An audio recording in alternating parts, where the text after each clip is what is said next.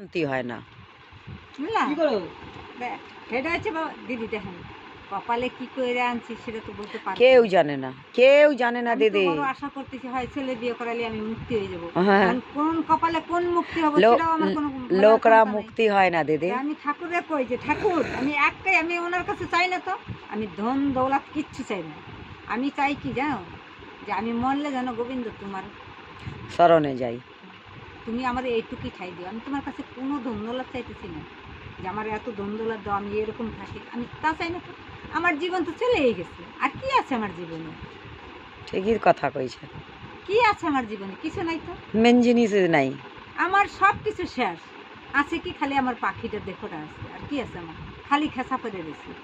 তাহলে এর জন্য আমি কই যে সবসময় আমি তার কাছে কান দিয়ে কই যে গোবিন্দ আমি তোমার কাছে কিচ্ছু চাই না, আমি যেন মরার সময় তোমার নাম নেই যেন মুখে নিতে নিতে আমি